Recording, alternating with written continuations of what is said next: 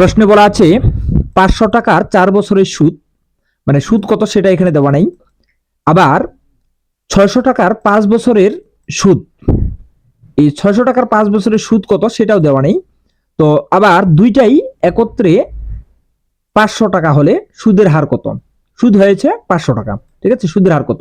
তো এটি কিন্তু সরকারি প্রাথমিক বিদ্যালয় 2018 সালের প্রশ্ন এবং 16তম বিসিএস পরীক্ষার প্রশ্ন। তো এই টাইপের প্রশ্নগুলো মূলত বিভিন্ন চাকরি পরীক্ষায় রিপিট হয়। তো আমরা যেভাবে করব, সুদের হার যেহেতু দেওয়া নেই, সুদের হার ইকুয়াল টু আমরা ধরে নিব হচ্ছে আর, ঠিক আছে।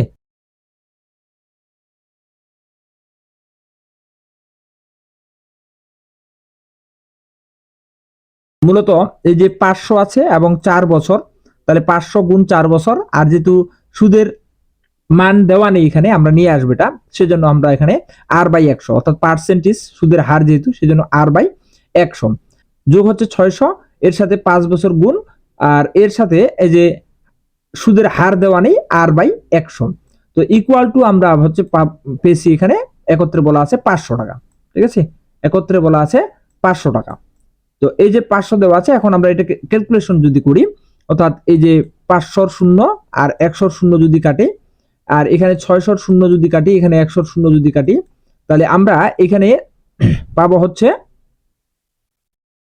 20 আর যোগ এখানে পাবো হচ্ছে 30 আর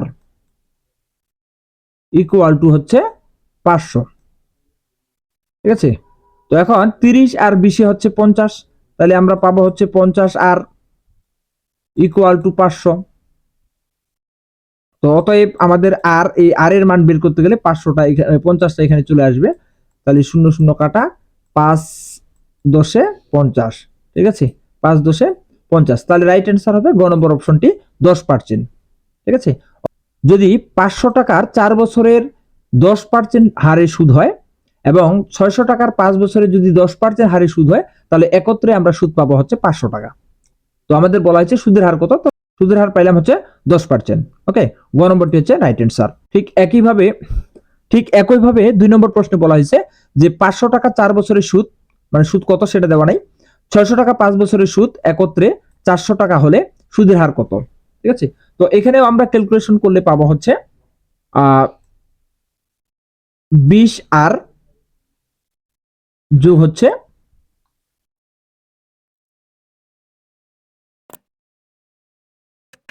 5 40, অর্থাৎ এখানে আমরা পাবো হচ্ছে আর ইকুয়াল টু 8%, ঠিক আছে। তো হচ্ছে গ নম্বরটি রাইট অ্যান্সার 8%, অর্থাৎ সুদের হার হবে 8%। এটি কিন্তু 13তম শিক্ষক নিবন্ধন পরীক্ষা 2016 সালের একটি প্রশ্ন। তো যারা নিয়মটি বুঝতে পেরেছেন, অবশ্যই 3 নম্বর প্রশ্নের উত্তরটি কমেন্টের মাধ্যমে জানাবেন। এখানে বলা আছে একই হার সুদে 300 টাকার 4 বছরের সুদ এবং 500 টাকার 5 বছরের সুদ একত্রে 148 টাকা হলে শতকরা বার্ষিক সুদের হার কত? এটি কিন্তু 24তম বিশেষ পরীক্ষার প্রশ্ন। তো যারা নিয়মটি বুঝতে পেরেছেন তারা অবশ্যই কমেন্টের মাধ্যমে জানাবেন এর সঠিক উত্তরটি কত।